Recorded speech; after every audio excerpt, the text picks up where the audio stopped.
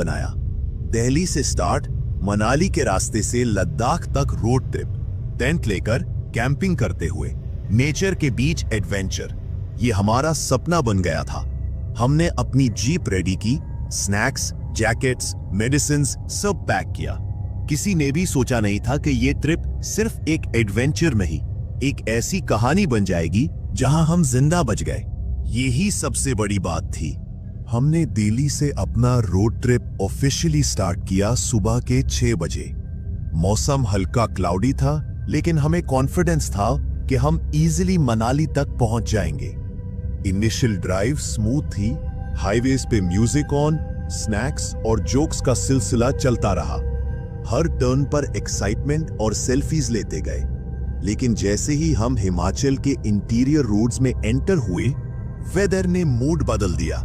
बारिश शुरू हो गई और फॉग ने ग्रेजुअली सब कुछ धुंधला कर दिया। जीपीएस लगातार सिग्नल लूज कर रहा था और नेटवर्क डेड हो गया। हमने सोचा कि इट्स नॉर्मल, लेकिन फिर रोड पर एक और भी अजीब चीज हुई। एक नैरो पाथ जिस पर शॉर्टकट टू ले लोकल्स ओनली लिखा था। दनियाल ने कहा कि टाइम बच जाएगा और हम उस रास्ते पर मुड़ गए। उस शॉर्टकट का रास्ता कुछ ज्यादा ही खामोश था। पेड़ों का जंगल, गिल्ली जमीन और ऊपर से बारिश। हेडलाइट्स ऑन करने के बावजूद विजिबिलिटी ऑलमोस्ट जीरो हो चुकी थी। हर दूसरा मोड़ इतना शार्प था कि ब्रेक बार बार लगानी पड़ती।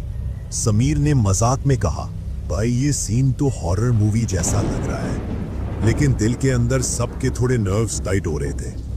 एक जगह पर रोड बिल्कुल ब्लॉक थी, लैंडस्लाइड की वजह से।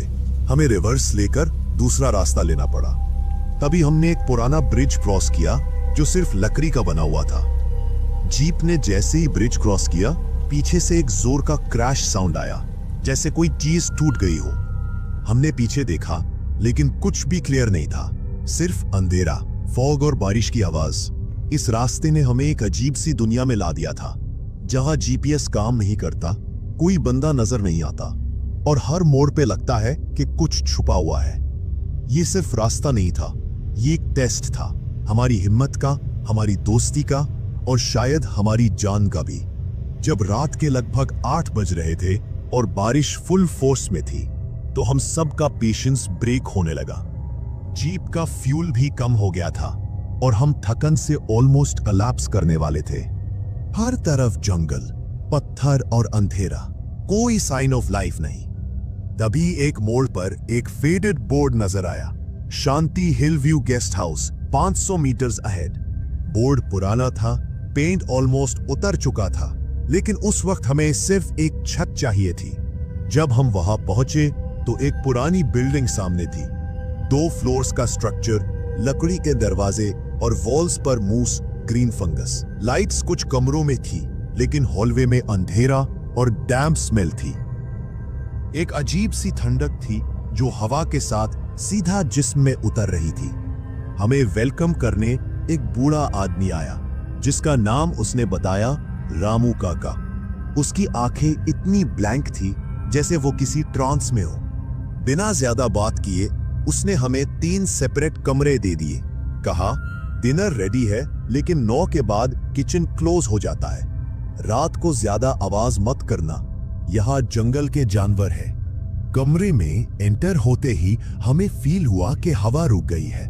विंडोज बंद, लेकिन कर्टन्स हिल रहे थे। समीर का कहना था, एसी ऑन है क्या? जब चेक किया तो एसी था ही नहीं। दनियाल ने कहा कि फील ऐसे हो रहा जैसे कोई और भी है रूम में। बाथरूम का मिरर पुराना था, क्रैक्ड था और उस पर लिखा हुआ था, don't look back after midnight. Ahmad ने सोचा किसी पहले गेस्ट का प्रैंक होगा, लेकिन जब हमने गेस्ट बुक देखा तो लास्ट एंट्री 2004 की थी। तभी एक शार्प नॉक हुआ 3 बार। जब दरवाजा खोला कोई भी नहीं था। कॉरिडोर पूरा खाली था, लेकिन फ्लोर पे फ्रेश मडी फुटस्टेप्स थे जो हमारे दरवाजे के बिल्कुल सामने रुक रहे थे। उस वक्त हम सबको समझ आ गया था, कुछ तो गलत है इस गेस्ट हाउस में। ये सिर्फ एक जगह नहीं, शायद किसी चीज का ट्रैप था। जब हम अपने अपने कमरों में चले गए तो सब ने डिसाइड किया कि जल्दी सो जाते हैं, कल सुबह लद्दाख के लिए निकलना है। लेकिन वो रात किसी ने भी नहीं सोची थी, सिर्फ झेली थी। मैं और समीर एक रूम में थे, अहमद और दनियाल अलग अलग रूम्स में। बारिश की आवाज ने पहले तो कंफर्ट दिया, लेकिन जैसे ही रात गहरी होती गई हर साउंड क्रीपी लगने लगा। वॉल से कुछ स्क्रीपिंग की आवाजें आने लगी, जैसे कोई नेल से अंदर कुछ लिखने की कोशिश कर रहा हो। रात के 2:13 अचानक लाइट चली गई। जनरेटर का भी कोई साउंड नहीं था, हर चीज साइलेंट। अचानक अहमद का कॉल आया, उसकी आवाज कांप रही थी। भाई, मेरे कमरे में कोई है। हम भाग के उसके रूम की तरफ गए। दरवाजा अंदर से लॉक था।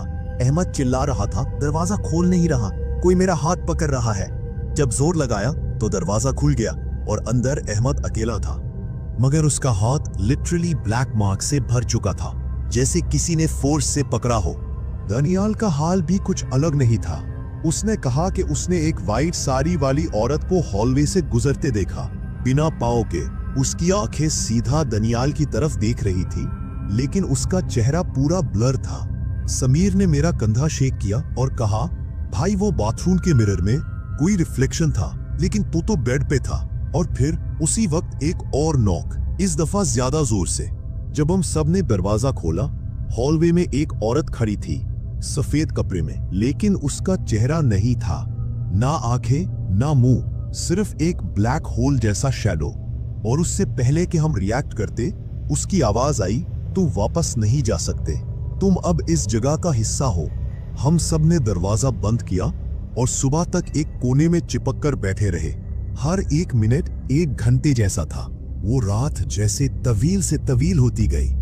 हम चारों एक कमरे में चिपक कर बैठे रहे, किसी ने नींद की कोशिश भी नहीं की। हर हल्की सी आवाज पे हम झट से उठ जाते, डर के मारे सांस लेना भी मुश्किल लगता था। और जब सुबह के पहली रेज विंडो से अंदर आनी शुरू हुई, हम सब एक दूसरे की शक्लें देखकर सिर्फ इतना कह पाए, जिंदा है। जब हम हॉलवे में निकले तो हर चीज नॉर्मल थी। वो ब्लड स्टेन्स, फुटप्रिंट्स और शैटर्ड मिरर सब गायब, जैसे रात का हर पल सिर्फ एक खौफनाक बुरा सपना था। लेकिन अहमद के हाथ पर अब भी वो ब्लैक ब्रूजेस थे। दानियाल के फेस पर अभी भी खौफ था। रामू काका, गेस्ट हाउस का वो बुढ़ा केयरटेकर, रिसेप्शन पे खड़ा था। उसके चेहरे पे एक अजीब सी मुस्कुराहट थी। उसने कहा, आप लोग ज्यादा डिस्टर्ब लग रहे हैं, क्या ठीक से नींद नहीं आई? अहमद ने गुस्से में कहा, ये सब क्या था रात को? वो औरत, वो नॉक, वो आवाजें। रामू काका सिर्फ हंस के बोला, ये जगह सिर्फ उनको दिखाई देती है जो जिंदा है, लेकिन अंदर से खाली हो चुके हैं। हमें लगा कि वो हमारा मजाक उड़ा रहा है। जल्दी से पैकिंग की और वहां से निकल गए। जब जीप रोड पे थी और हमने एक बार पीछे मुड़ के देखा तो गेस्ट हाउस का बोर्ड था ही नहीं। उसी दिन हम मनाली के एक लोकल ढाबा पे रुके और वहां के एक 70 साल के अंकल से उस गेस्ट हाउस का जिक्र किया। उनका चेहरा सफेद पड़ गया। उसने कहा, शांति हिल व्यू, वो तो 2003 में लैंडस्लाइड में दब गया था। उसमें 6 लोग मरे थे और उनकी लाशें कभी नहीं मिली। उस वक्त सब कुछ फ्रीज हो गया। हम सब ने एक दूसरे को देखा, एक ही सोच थी। तो रात को जो हमने देखा वो क्या था? जब हमने वो सच सुना कि गेस्ट हाउस 2003 में ही लैंडस्लाइड में तबाह हो गया था, तो हर किसी के पैरों के नीचे से जमीन निकल गई। अहमद ने अपने हाथ को देखा, जहां ब्रूजेस अब और गहराई से नजर आ रहे थे। दनियाल ने आहिस्ता से कहा, यार, हम वहां रुके कैसे, जब वो जगह अब एग्जिस्ट ही नहीं करती। लेकिन कहानी यही खत्म नहीं हुई। हमने लद्दाख का प्लान कैंसिल कर दिया। मनाली से सीधा दिल्ली वापस जाने का फैसला किया। हर किसी का मूड ऑफ था। हम में से कोई भी म्यूजिक नहीं सुन रहा था, जोक्स नहीं हो रहे थे। हर किसी का चेहरा पीला और आंखें उदासी से भरी हुई। मगर सबसे अजीब बात तब हुई जब हमने रास्ते में हर 1-2 घंटे बाद सेम एक बोर्ड देखा, शांति हिल व्यू 500 मीटर्स अहेड। पहले लगा कि हेलुसिनेशन है, फिर लगा कि कोइंसिडेंस होगा। लेकिन जब हमने 4th टाइम वही बोर्ड देखा, सेम जगह पे, same font, same rusted metal, तो समीर ने चीख मार के जीप रोकी। ये रोड हमें घुमा के वापस ले आ रहा है। अहमद ने जीपीएस देखा, फुल सिग्नल था मगर लोकेशन वही फ्रीज थी। दानियाल का फोन वापस ऑन हुआ और गैलरी में वो तस्वीरें वापस आ गईं जिन्हें हमने डिलीट कर दिया था। सब में एक ही औरत का चेहरा ब्लर नजर आ रहा था। उस वक्त हमने समझ लिया हम उस जगह से फिजिकली निकाल आए हैं, लेकिन वो जगह हमारे साथ आ गई है। शाम होने लगी और रोड पे फॉग वापस छाने लगा। जीप का एक्सेलरेटर दबाने के बावजूद स्पीड 20 किलोमीटर पर आवर से ऊपर नहीं जा रही थी, जैसे किसी ने हमारे व्हीकल को पकड़ रखा हो। तभी मिरर में वही औरत नजर आई। इस दफा वो और ज्यादा करीब थी। उसकी आंखें हमें देख रही थी और उसकी आवाज सिर्फ एक सेंटेंस कह रही थी, तुम जा भी जाओ लेकिन लौट के यहीं आओगे। हम समझते थे कि सब कुछ पीछे छूट गया है, मगर ख्वाफ ने हमें कभी छोड़ा ही नहीं। दिल्ली वापस आने के बाद हम सब ने अपने अपने तरीकों से जिंदगी नॉर्मल बनाने की कोशिश की, मगर वो रात, वो गेस्ट हाउस और वो औरत, सब कुछ हर वक्त दिमाग में रहता था। एक दिन मैं अपने लैपटॉप में रोड ट्रिप की पुरानी तस्वीरें ऑर्गेनाइज कर रहा था। हर फोटो नॉर्मल लग रही थी, लेकिन जब जूम किया हर दूसरी फोटो में पीछे कोई चेहरा था। कभी अहमद के शोल्डर के पीछे, कभी समीर के साथ सेल्फी में एक ब्लर्ड फीमेल फेस, बिना आंखों के, सिर्फ हॉलो ब्लैक स्पेसेस, जैसे कोई हमेशा हमारे साथ था। हर क्लिक में, हर मुस्कुराहट के पीछे। मुझे लगा शायद कोइंसिडेंस हो। मैंने दानियाल को तस्वीरें भेज दी। उसने देखा और सिर्फ इतना रिप्लाई किया, भाई ये तो वही चेहरा है जो मुझे मिरर में दिखा था। अहमद ने तो अपना फोन परमानेंटली डिस्ट्रॉय कर दिया। समीर ने तस्वीरें जलाई, लेकिन उसके कहने के मुताबिक रात को उसी औरत का साया तस्वीरों की राख में से उठा था। उसके बाद से हर किसी के लाइफ में कुछ ना कुछ अजीब हुआ। समीर का एक कार एक्सीडेंट, अहमद को रातों में स्लीप पैरालिसिस और दानियाल डिप्रेशन का शिकार हो गया। और मैं लिखता रहा, क्योंकि वो चेहरा मेरे लैपटॉप स्क्रीन पे हर दफा रिफ्लेक्शन में नजर आता है। शायद वो मुझे छोड़ना नहीं चाहती, शायद वो चाह रही है कि मैं उसकी कहानी सबको सुना दूं। और इस वक्त जब तुम ये कहानी सुन रहे हो, क्या तुमने पीछे मुड़ के देखा? क्या तुम्हारे स्क्रीन पे सिर्फ मेरा वीडियो है या कोई और भी देख सुन रहा है?